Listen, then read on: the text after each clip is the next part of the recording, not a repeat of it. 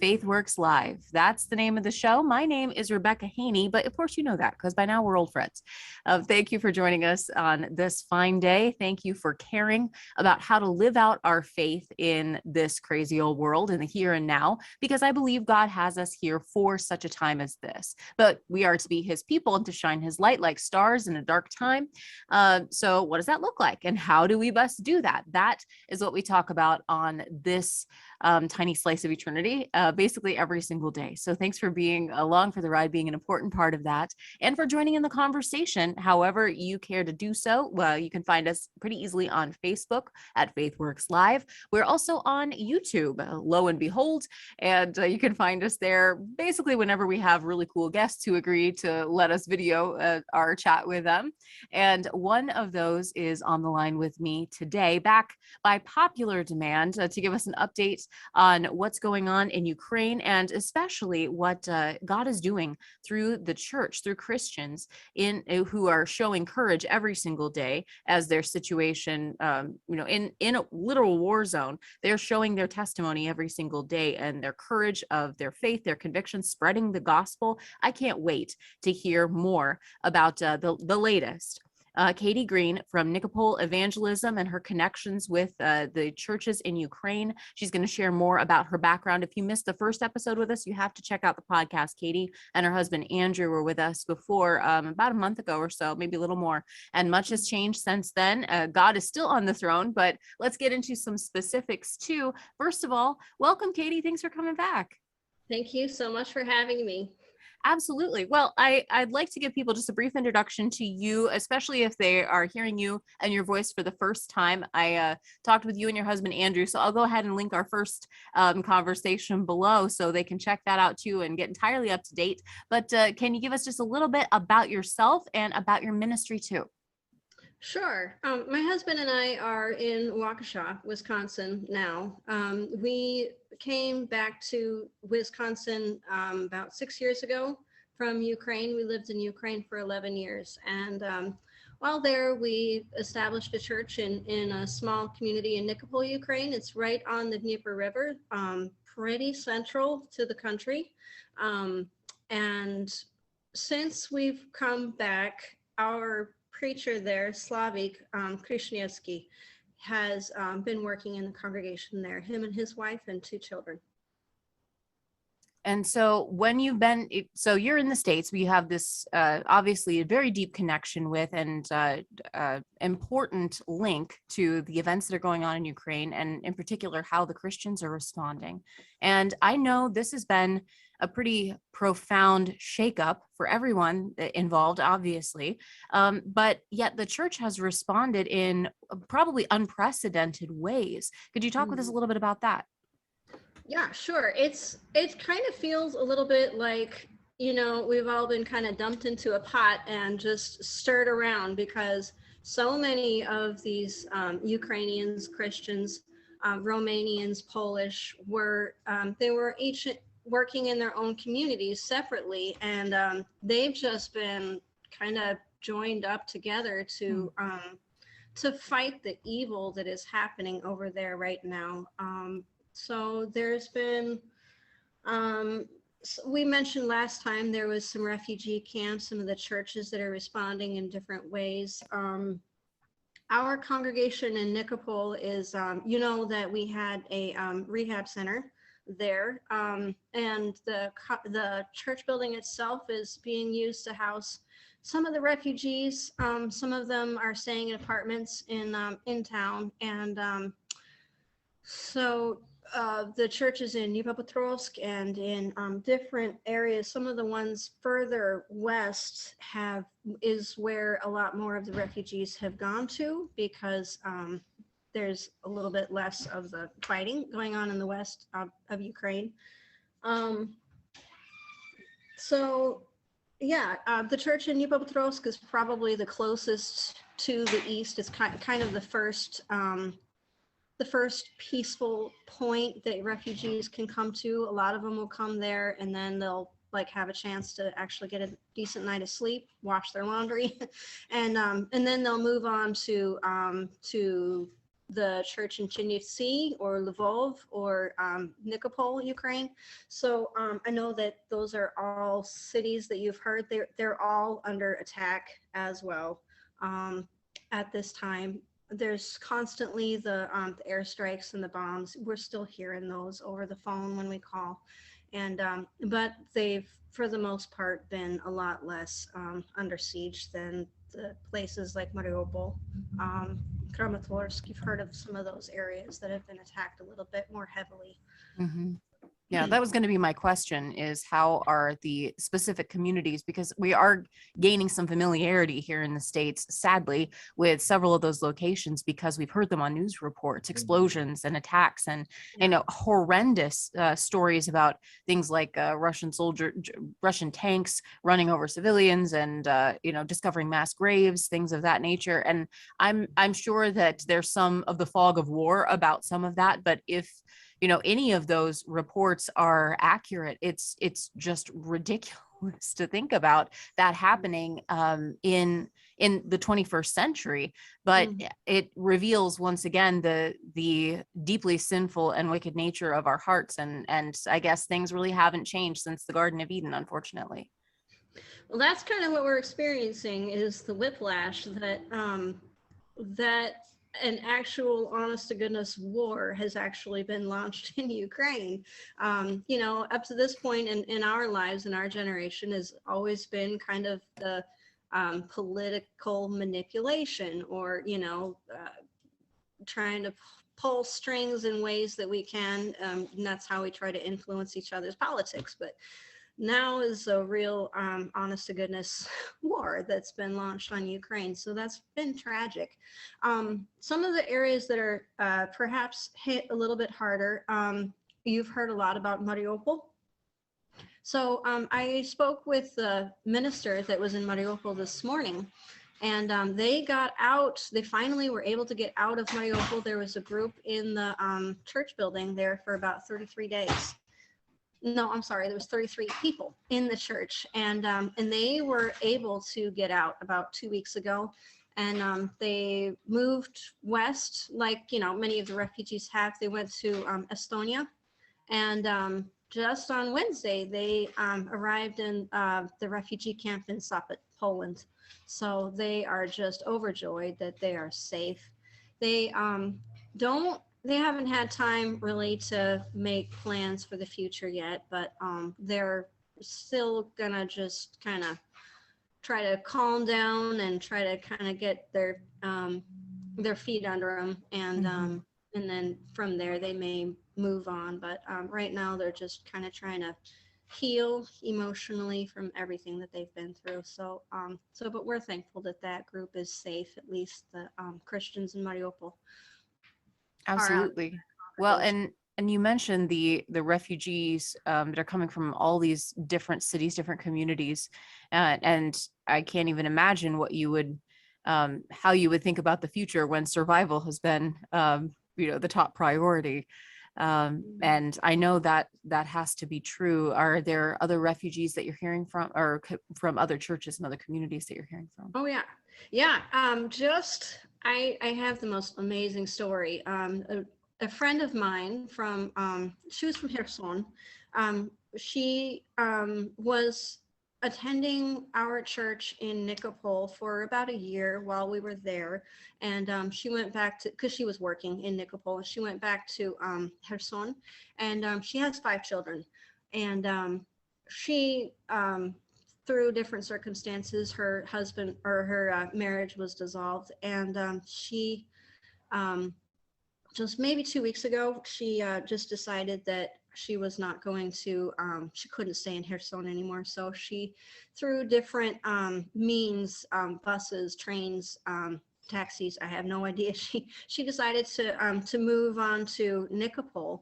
And she was about 15 kilometers out of Nikopol, and she walked from, that's about 9 or 10 miles. Wow. With her 5 children.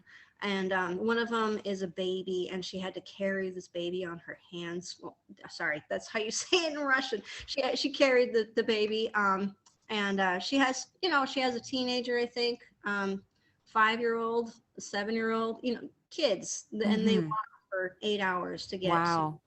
Nikopol. So just fantastic. And then she got to Nikopol, and the amazing thing was that she managed to connect with the church, and I was just so humbled that she thought of us and she wanted to come to us, and and so she's connected. She was there for Easter Sunday, and so now she's looking at trying to get a job and all of those things. But like I said, just reeling from everything that she's been through. So we're just thankful that she's healthy and that she's safe, and she's made it to Nikopol. Absolutely. Well, and to know that there are Christians that you can rely on in time of trouble. Again, it's difficult to put myself in that position, and I recognize that I'm limited in that way. But just thinking about to make the decision, which many Christians have done, to be able to escape the war zone would be wonderful. But then to make the decision, as many have, to actually stay and minister in that country as well, and stay and defend their country, serve their communities in the midst of missiles and explosions, and not knowing if you're going to be there, or if your buildings will be there, or your houses, or anything that you're used to. That is true courage. And I keep using that word, but I feel like it fits. I have to just commend again our brothers and sisters there. And it's because of situations like this where they're there to serve. And this woman that you mentioned, and this dear family, was in need, truly in need of help. And she knew that she could count on the church, on the faith family in Nikopol. And that is, I think, what we're supposed to be as the body of Christ, to be there, to be available, and to serve. And that's what they're living out. Yeah. So there's been, I should tell you this other, I've got so many stories of refugees. And I want to hear them. I didn't talk with this woman myself, but I'm planning on trying to get a hold of her this next week. But her husband, she was in Mariupol, and her husband paid $900 to a driver just to get her to the edge of the city, and from there she walked. And I'm not sure how far. She may have walked several hundred miles. I don't know. Like I said, I haven't spoken with her myself, but she was a Christian, and she was able to get to Chernivtsi. She's safe. She has 2 teenage daughters. So just the amount of courage, you don't know what you could get killed on your way out of the city. And we've read in the news so many people that have been, and just the incredible experience of being able to walk that far, and just that desire to survive has just been fantastic. It's just amazing. Yeah. Well, and to hear the Christian's response is so unique. And I think especially when it's not as though this isn't a terrifying, scary, violent situation that we pray will end immediately, and that God's justice will be done, that we will see a swift end to the bloodshed, and that people can finally start to heal and to gain some semblance of normalcy. Absolutely. And we certainly pray that. But the attitude of the Christians seems to be very different than, I think, either the rest of the world, maybe you could say the secular world, the earthly leaders. They just have a very different perspective. That is true. Yes. We just spoke with a young man who was a friend of ours when we were there, and he has not become a Christian. He's been talking about it recently, but we don't know if he's going to make that decision. But just to hear him talk, he's just so panicked about, he doesn't know what's going to happen, what could happen to his family, what could happen to they're in Europe, and he's alone in Ukraine, and they don't know what the future holds. And just there's such a contrast in just this foundation of having faith and being at peace with what could happen, and the reaction of Christians versus non-Christians. I've seen so many people that are non-Christian, and they're angry, and they just want revenge, whereas the Christians are just acting in heroic ways. And it's just so humbling to see the response of Christians. I could share with you some of the specifics, some of the camps, the refugee camps, and the stories of things that have happened there. If you're Absolutely interested. Oh yeah, I don't need to talk. You just take the whole hour, please do. I want to hear. That's why we're here, Katie. It truly is. Oh my goodness, I'm just popping at the seams with having so much that I am just so honored to be able to share all of the stories that have happened over there, the heartwarming things that have been done on behalf of the gospel. So as I mentioned before, you know, the drivers, there's teams of drivers there that are driving across Ukraine, picking up refugees, taking them to the camps, and then they pick up supplies and they bring them back into Ukraine.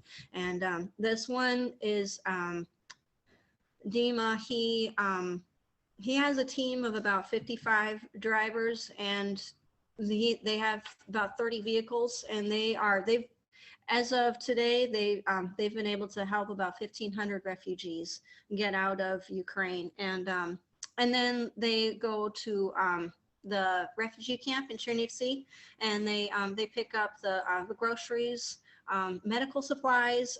They're getting a lot of mattresses and pillows and sleeping bags and bringing them back into Ukraine because so many people are sleeping on the ground. Dima is coordinating with volunteers in Kharkov, and he's bringing food to those that are underground in the metro stations. I'm sure you've seen underground in the walkways there. People have just set up their beds in there. So there's in Kharkov, there's about 1,700 people that they have been feeding, that they're just making borscht and bringing it down to them and bringing them a hot meal. So wow, that's quite a commitment just in itself. Borscht for 1,700. Yeah, isn't that fantastic? That's just amazing. That sounds delicious. So astounded that the amount of I can't fathom how many potatoes you would have to cut. Exactly. I mean, I'm thinking logistics just immediately. I feel like with a family of eight people now, there's just our recipes and grocery bill. We're just going to have to learn tricks from these miracle workers. Well, it's I think there's a little bit of teamwork there, you know. Sure, of course. So they're organizing a little camp for the kids down there. There's about 40 of them that are in this metro station that are they're organizing like little Bible studies and things like that. That is a great idea. It's just fantastic. A lot of these kids aren't able to go to school right now, so they're just an open book, you know, and they're needing to be off of social media. A lot of them are on their phones if they can access the internet. Some places you can't. So, but they are just so hungry for something to do, and they're taking that opportunity and shedding light on the gospel and on the scriptures and Bible stories. And so that's just a really fantastic thing. Absolutely. Well, I am hungry to hear more of the stories that I know you have and are willing to share, Katie. And thank you again I can already feel like the spirits getting lighter as they're listening to this program, because God is doing amazing things in Ukraine. And so often, like you said, the need to, yes, we need to stay informed, but when we're looking at headlines, it's always the negative news. And typically, you know, that doesn't make us feel super great. But when we're focused on what God is doing in the midst of the tragedy, the hurt, the heartbreak, the war, even, God is he's the victorious reigning king, and he will take all of this that men are using in their own, their evil, their egos, their sinful natures, and he will use it for good, for the saving of many lives. And the gospel is having amazing effect even in the middle of Ukraine. So I'd love to get back to that. I do have one more question as well about the impact of American support, of international support, and kind of what you're seeing, what the folks in Ukraine might be seeing. Is that helping? We're seeing the support Ukraine, pray for Ukraine slogans everywhere, the Ukrainian flags flying in solidarity with the Ukrainian people, and I'm wondering if that's having much of an impact. Just curious. I'd like to get your perspective on that. Katie Green is our guest, and she is sharing firsthand accounts from her friends in Ukraine, from the churches they've worked with. Check out Nikopol Evangelism on Facebook as well, and I can link that to our chat. Nikopol is Nikopol Evangelism, and we'll return with more amazing stories in Ukraine when we come back. You're listening to FaithWorks Live. Now is the time to stand for life. For 50 years, Iowans for Life has been the longest standing nonprofit pro-life organization in Iowa, and they stand strong today as Pulse Life advocates. They believe in defending the defenseless, and that's what we need now, a new generation to value the sanctity of all human life from fertilization till natural death. They advocate at the Capitol, in classrooms, at events across the state of Iowa on abortion, on family planning, on physician-assisted suicide, euthanasia, basically every issue where the culture is so contrary to what God calls us to. They're standing in the gap as defenders of the defenseless, and they're a voice for the voiceless because they believe in the value of life. And if you do too, sign up for their newsletter and get involved today at pulseforlife.org. That's pulseforlife.org. At FaithWorks Live, we're proud to partner with InnerVisions Healthcare. In unplanned pregnancy and STD situations, they offer help and hope. It's all confidential, and it's all free. If women are in a crisis pregnancy situation, they know that they can get real help at InnerVisions. Free pregnancy testing, free STD testing, free ultrasounds as well to see that inner vision. Because women deserve the truth about their bodies, about their baby, about all of their options. And if a woman has gone down the road of seeking abortion through medication and she regrets that decision, InnerVisions also offers abortion pill reversal procedure, which is a life-saving, miraculous option to have right here in our own community. InnerVisions Healthcare, well worth supporting, providing those free services to women in crisis pregnancy. You can call them 24 hours a day at 515-440-2273. That's 515-440-2273. Yes, that's right. FaithWorks Live. We truly believe this. Faith in the resurrected Lord. Hallelujah. He is the reason for our hope. And even in the middle of incredibly difficult situations where you don't know what's going to happen tomorrow, that's what our brothers and sisters in Ukraine face right now. And as we watch the headlines, that can leave us a little despondent, even despairing about the situation when it comes to what earthly leaders have the power to do. The latest news I've seen is that the Ukrainian President Zelensky saying peace talks with Russia are not going very well. In fact, he's not sure kind of what the next step is. The UN's gotten involved in many ways in Mariupol. Just as an example, when you're watching the footage of explosions and whole cities being decimated in this war, and all the tragedy that's resulting, the loss of life, it's hard to even comprehend that happening in your neighborhood, on your street, to your house, to your family, and having to decide what to do in a moment when your entire life is thrown upside down. But there are Christians working in the middle of this chaos to further the gospel, and lives are being saved, souls are being saved in the middle of this. And Katie Green has been sharing that with us. And check out Nikopol Evangelism on Facebook, and it's linked as well in our comments section. Katie, you have a ton of stories. And if people are following Nikopol Evangelism on Facebook, they can connect and see some of those really good news stories. And I want to get back to that. I did introduce a question, and one of my friends reminded me that it's rude to introduce a question and then not answer it. So I want to be sure we land on that really quickly before we move on and hear some more great news, great stories, praise reports from Ukraine, believe it or not.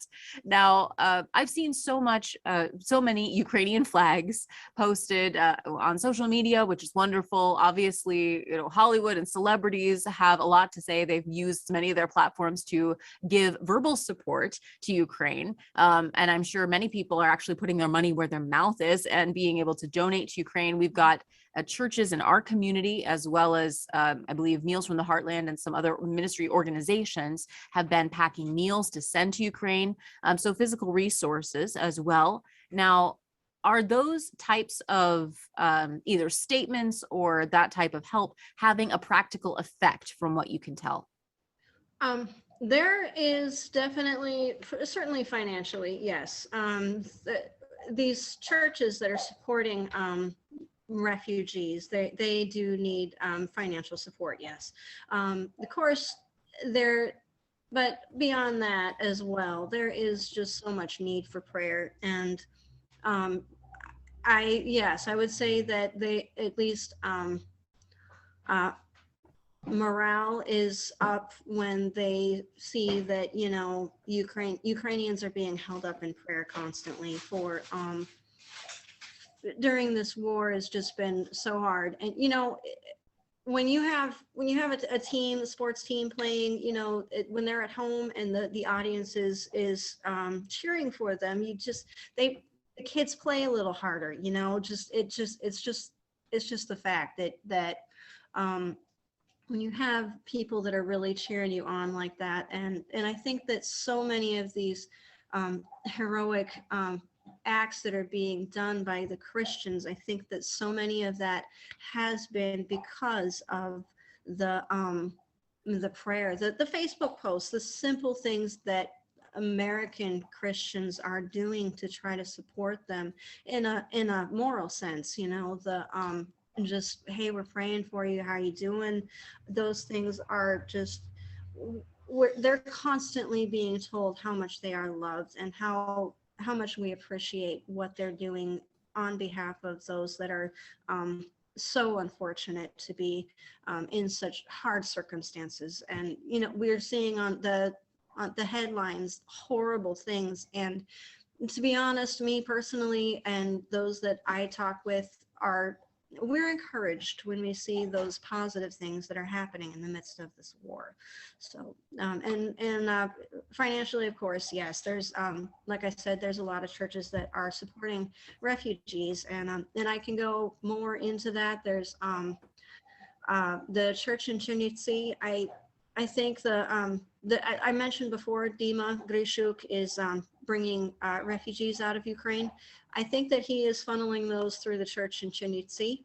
And that's, like I said, there's been 1,500 refugees through that congregation. And so they need financial support. A lot of these Ukrainians are not able to work right now. And so they give them a little bit of financial assistance as they move on into Europe to be able to facilitate their travels. So yeah, financially, yes. And also the other thing is that it was mentioned to me that Ukraine is not, they're not getting a lot of tax revenue because nobody's working. So there's not any real income in Ukraine. So the finances that we're sending them are huge assistance. And besides just the moral being upheld morally is, that's encouraging. So What's the situation with basic resources like food? I know in many places, the grocery, obviously your regular supply systems are pretty much shut down and disrupted. Are people able to get food? And I mean, it probably varies from place to place, but food, energy, electricity, things like that? Yeah, well, it depends on where you are. Like as we've seen in Mariupol, they don't have food, they don't have water, they don't have heat. There's no internet access at all, and mostly the strip that's down the side of Ukraine is pretty well occupied by Russia. There is no there is not any food or very little in that area. If you move west, then there is a little bit more. These teams of drivers, they're picking up groceries from Cluj, Romania, and some of the other places in Poland, and they're bringing those groceries into Ukraine. And of course, can't that can't supply enough food for these. There's still millions of people in Ukraine, and we just can't supply for all of them. But there is a lot of groceries that are coming in from Romania, Poland. The church in Nikopol has they have a farm that they have at their rehab facility. I can tell you some things about that facility. They have eggs, they have chickens, they have goats, and so they're getting milk and things like that.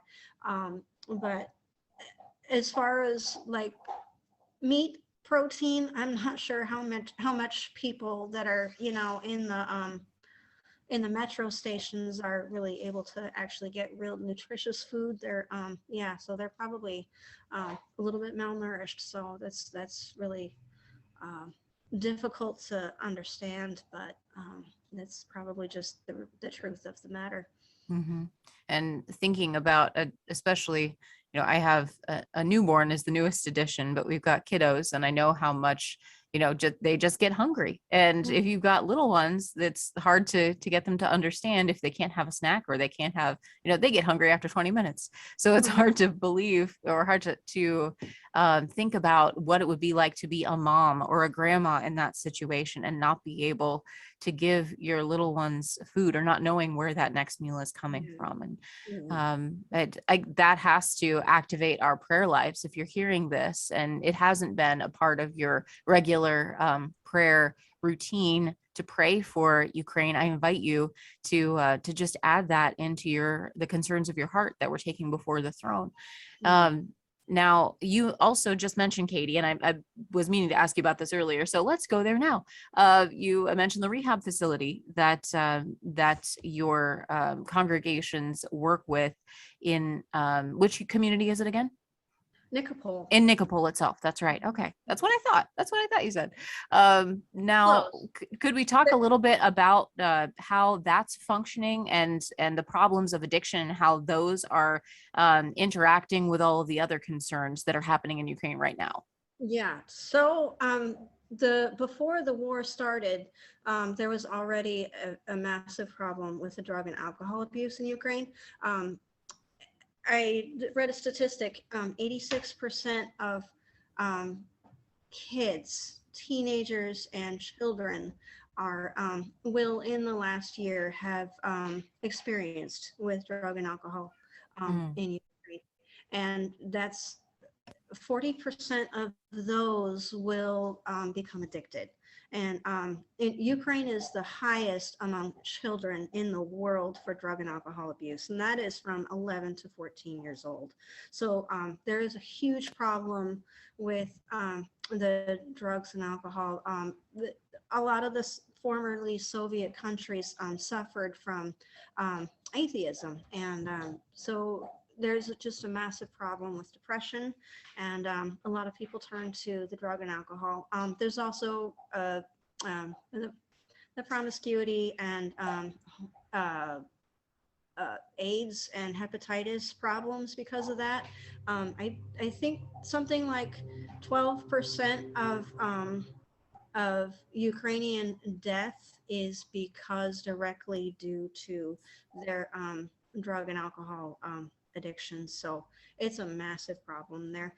That was before the war. And so now with the emotional turmoil of the ramifications of this war is going to have a greater effect, and that can only increase. So there's going to be a massive need for to expand those programs.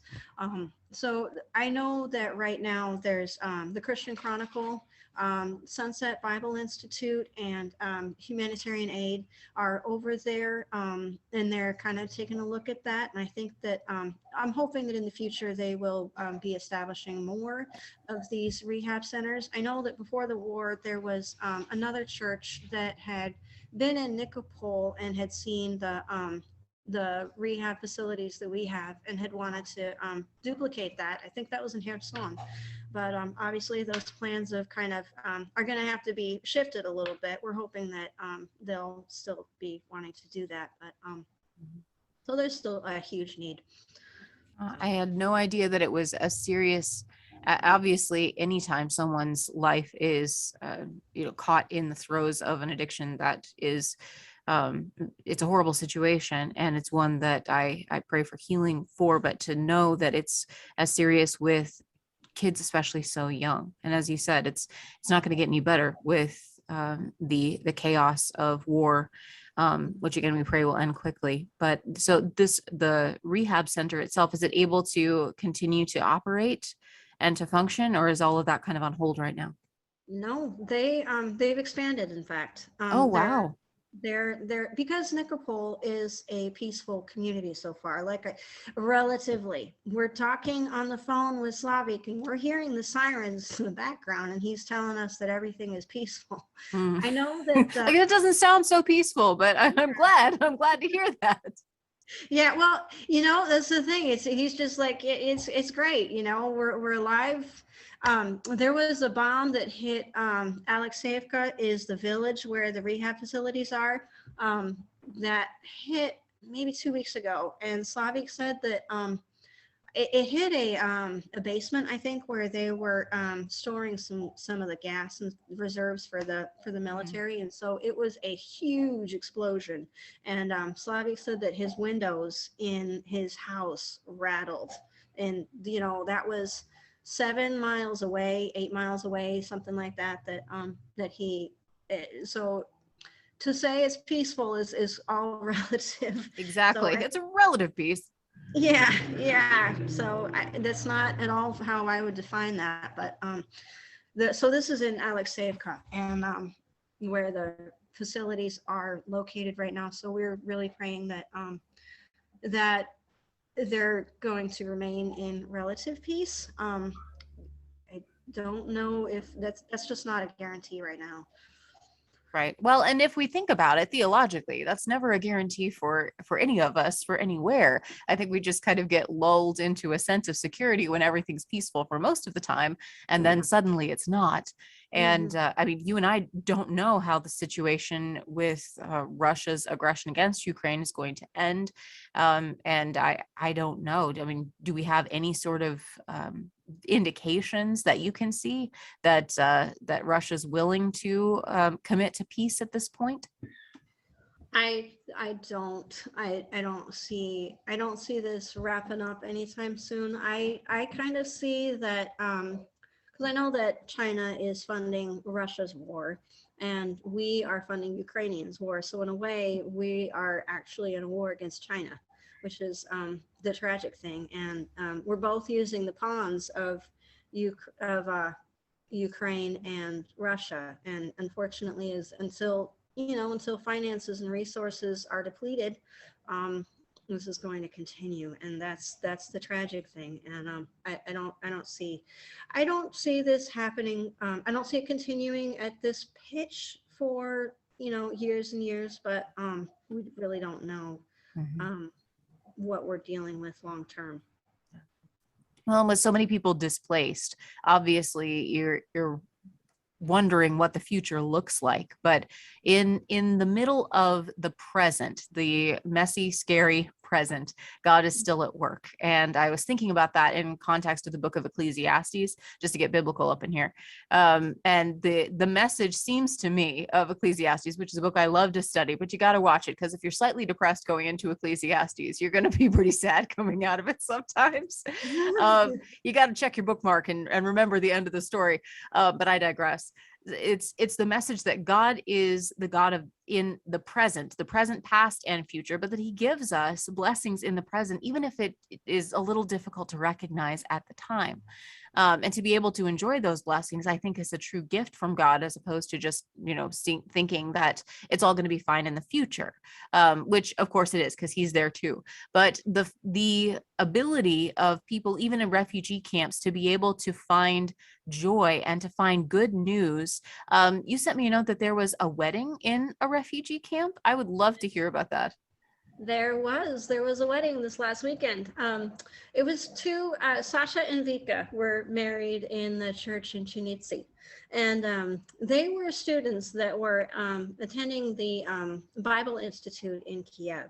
So I have not got the message whether they were whether this was in the makings already, or if this just it was in the makings. My husband just pitched in. Thanks, Andrew.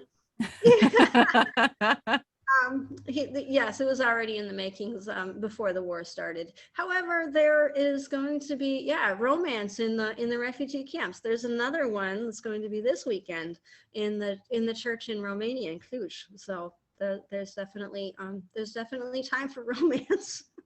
Oh, that's wonderful. That's truly makes me smile. I know what a hassle it is to plan a wedding, and how many people were disrupted in their wedding plans just over the last couple of years through COVID and societal things. But imagine having to schedule around a war.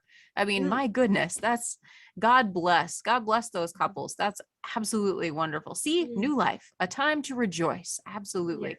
And you mentioned a couple more stories, which I want to get into. We do have to take a quick little break, but we will have more great news, good news stories that God is at work. The church is alive and well in Ukraine, and Ukrainian Christians are expanding the body of Christ through their courage, through the power of their testimony and their service.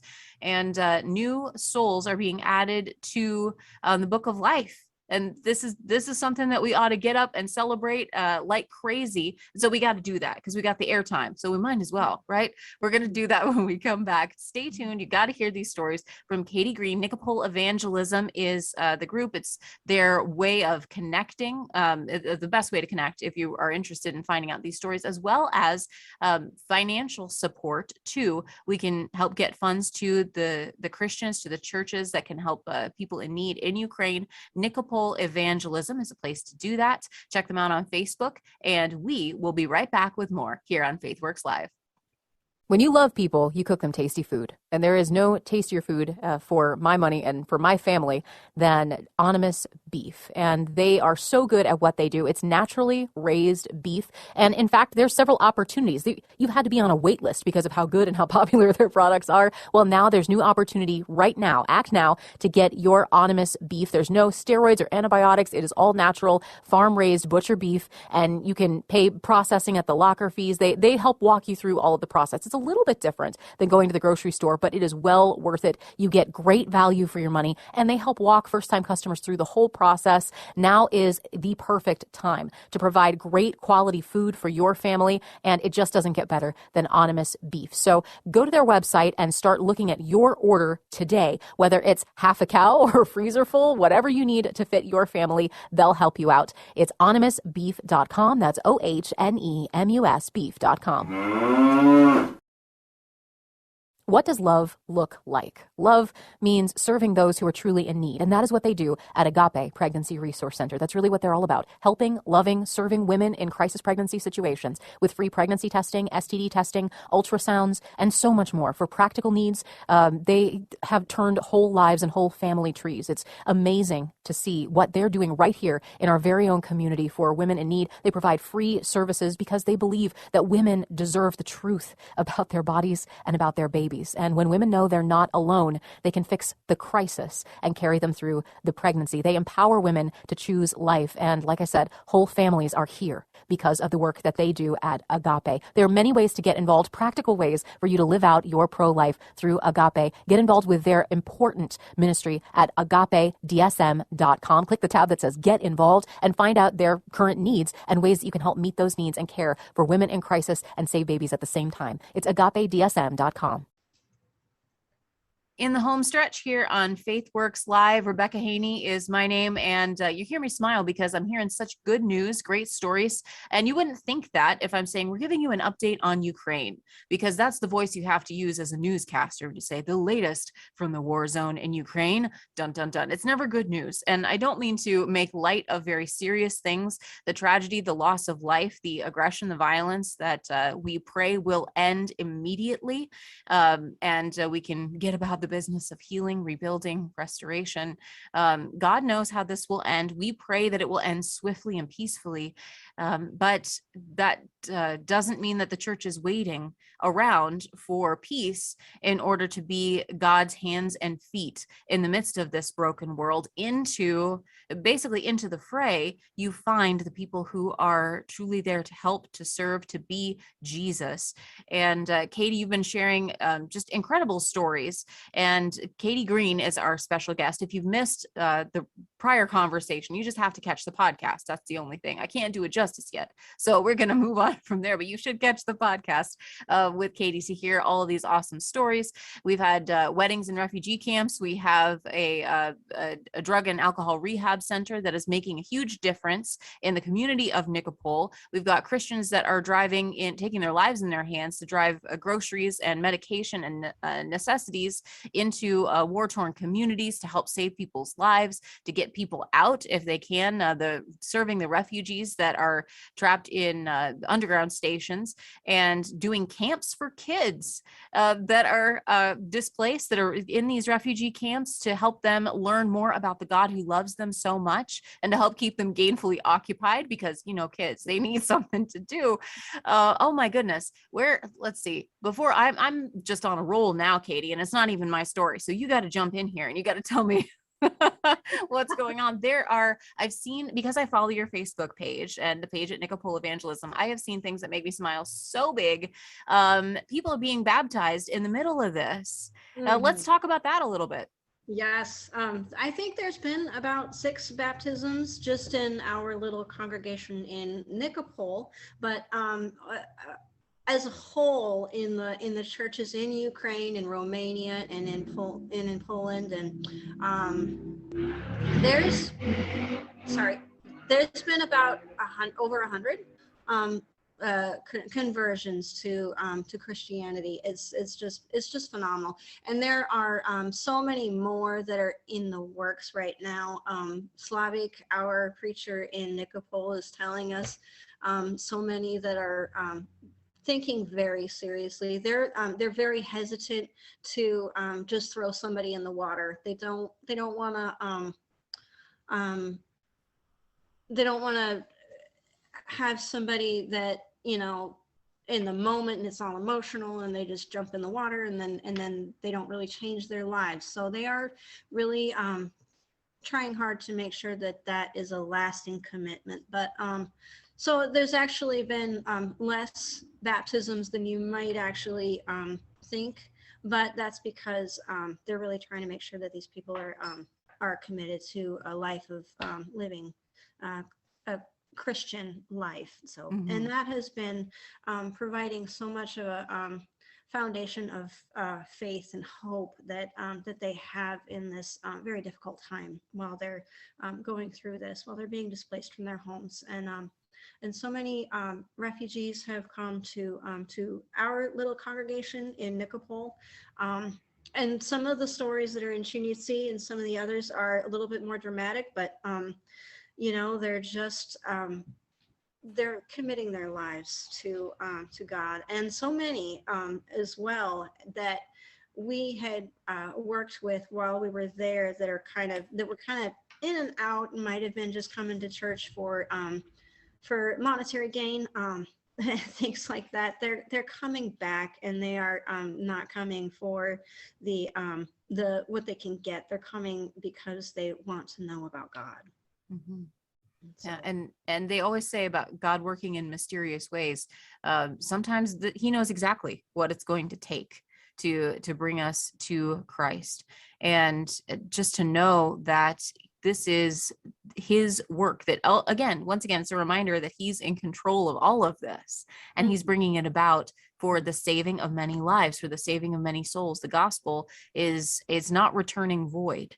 And the work of Christians, Christians like you and Andrew as well, supporting the church, but Christians in Ukraine on the front lines. I just am overjoyed to hear that that good effect. And once again, God's going to produce such a multiplication of fruit in his kingdom that we don't even know what's going to happen here in the next several months. But it's fun to see even just those, hearing those stories, every single soul that is added to the kingdom. And that's a party for the angels, and it has to be a party for us too.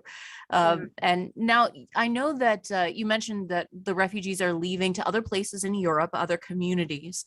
And would that mostly be Estonia, Romania? Where are they headed? Oh, they've gone as far as France.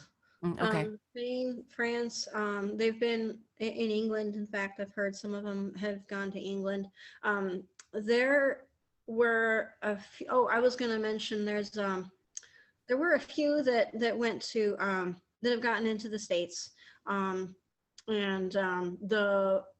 the church in Tijuana, Mexico, I was going to mention that as well. The church in Tijuana has kind of jumped to help out Ukrainians, and it's pretty incredible. They before the Biden administration administered the